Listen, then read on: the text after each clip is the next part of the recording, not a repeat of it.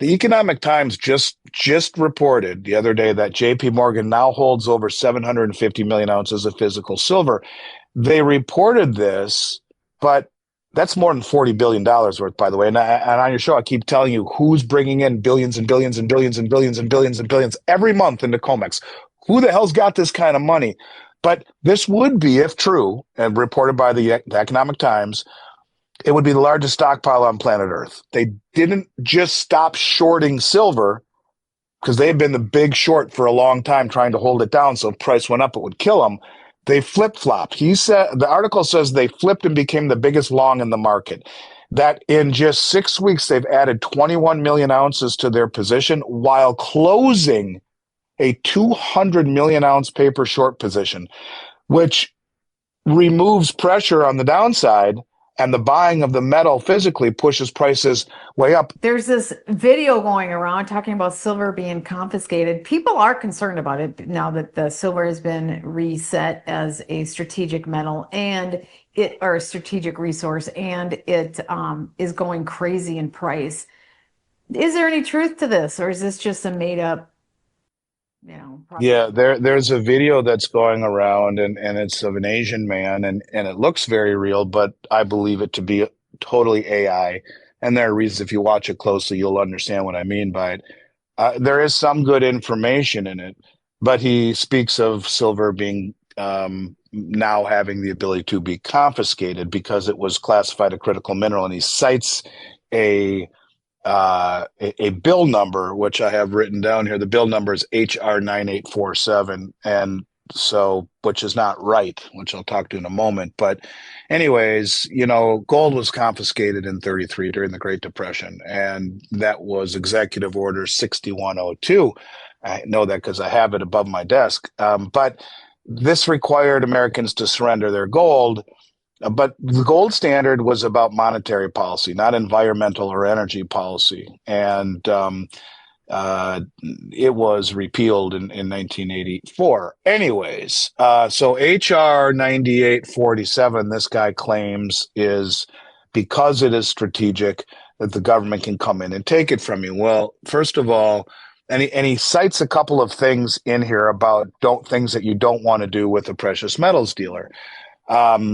HR 9847 is actually creating Early Childhood Leaders Act, which amends the Higher Education Act of 1965. So there is no bill that he speaks of, this green bill. That is not it. And, it wasn't voted on by bill, the reclassification of silver. It was done by an executive order. And so when you look at this video, a lot of people must have got 50 emails. Some of the things he says is that dealers are required to fill out a Form 8300 anytime you spend over $10,000. That is so not true. It's not even funny. Form 8300 is if you have cash and you go into any retail establishment in the United States, go to Nordstrom's, try to buy your family $11,000 worth of clothes. They will come out, the manager will come out and give you a Form 8300. Whether you're buying precious metals or you're buying anything retail, if you pay in $100 bills and you cross 10,000s, you will get a Form 8300. And they just want to know who you are and why you have so much cash. You're making plenty of money per year. They probably won't just get filed away. If not, well, you may have people knock on your door wearing trench coats if you try and offload it all at once. But there is no Form 8300. The bill that this guy's talking about is not a bill. In fact, like I said, it's about childcare development, and total BS is about it's BS. Yes, and they're not. Yes, what it really does is it gives the government the authority to source it and to get it through normal channels, not by going door to door and taking your precious metals. So yes, it is make believe, it is made up, it is AI, it is not true. Okay, so what is the when Trump put the executive order in and changed it to a critical mineral, what did that do specifically? The executive order focuses on agency actions to expedite permitting and energy infrastructure projects doesn't include provisions requiring mandatory reporting by private companies or government acquisition of private resources. In essence, it just basically says it's a critical mineral. Let's start mining it. Let's start getting it quick. Let's fast track permits. Let's start to actually partner up with some of the mining companies, which they are in negotiations with, to build a strategic stockpile of these critical minerals that isn't just silver. It's platinum, it's palladium, it's Bunch of stuff. you know, copper. It's all of these assets that you need, and now they're identifying them and fast tracking the permitting and the mining and the acquisition of Is it. that And why the prices are going up? that's one of the big reasons. Yes, it is. Absolutely. I mean, just in the first, let me give you the numbers. Well, It's I'll soaring. It's what it's first of all, 64 or something when we're recording this. here's another reason maybe the price. I'll give you several reasons the prices are flying. The Economic Times just reported the other day that JP Morgan now holds over 750 million ounces of physical silver. They reported this, but that's more than $40 billion worth, by the way. And on your show, I keep telling you who's bringing in billions and billions and billions and billions and billions and billions every month into COMEX. Who the hell's got this kind of money? But this would be, if true, and reported by the Economic Times, it would be the largest stockpile on planet Earth. But And they but benefit for the prices going up. They're making a killing. they always did, or they did not, but now they do. And because the article goes on to say that they didn't just stop shorting silver, because they had been the big short for a long time trying to hold it down, so if price went up, it would kill them. They flip-flopped. He said the article says they flipped and became the biggest long in the market.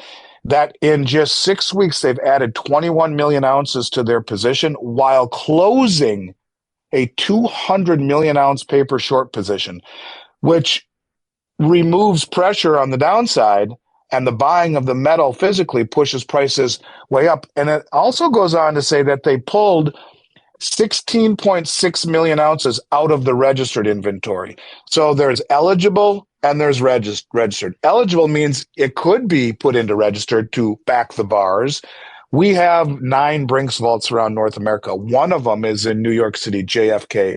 And if you own 1,000-ounce bars in that vault, which some of my clients do, those are eligible, meaning if they wanted to sell them, they could transition them into the registered category and then they could be sold. If they sit ineligible, they're not for sale. Well, this went on to say that 16.6 million ounces were pulled out of registered and actually left COMEX, completely moved out of COMEX, meaning that's gone forever. Who would have done that?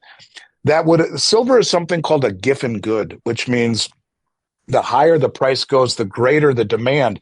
So Tesla and Sony and Samsung, they're all like, oh shit, the price is going up and the demand, we better jump in now or we're in trouble because we only need this much to build a phone or an iPad or a computer or a car battery or whatever. They need it. So the higher the price goes, the higher the demand is. They need it, they need it, they need it. And everyone's battling. Who took 16.6 million ounces out of COMEX? Goodbye, out the door. Who's buying it? Is it Elon Musk? Don't know. But that also goes on to say that they moved 169 million ounces out of the eligible category into a non-deliverable vault. I'd never really thought about this because that's just the same thing as leaving. Well, in essence, the metal still exists on paper, but it's legally removed from the delivery system, and it would need to be re-registered, meaning reassayed, in order to get into the COMEX settlement system. It cannot be delivered. So basically what you're seeing is not defensive posturing, it's intentional removal of metal from the delivery pool. And if it's true, I have no reason to believe it's not, it marks a massive shift from suppressing silver with paper to accumulating metal. And at the same time, we talk about all of these huge deliveries. In November, which was an off-cycle delivery month for both gold and silver, 19.7 million ounces of silver and 1.27 million ounces of gold were delivered, right? 19.7, 1.27. Again, who's got this money? Well, how about December, which is a deliverable month for both gold and silver? By day 12, I looked at it up to yesterday, deliveries have already reached 58 million ounces of silver delivered and 2.85 million ounces of gold, with new contracts being added daily till the end of December. So ask yourself, take 58 million, multiply it by $64 or whatever. That's a lot of money. Who's doing it? This is the biggest money on the planet, and huge money that is doing this. And so when you take a look at what's happening, why is silver going higher? It's happening because you have, I guess, massive deliveries, and at the same time, you have the biggest short in the market now flipping to the biggest long on the planet, the biggest amount of silver stockpile on the planet, and they're the custodians of SLV, which is the largest silver trust on the planet. At the same time, the U.S. government says, "Oh, by the way, silver is now a critical mineral."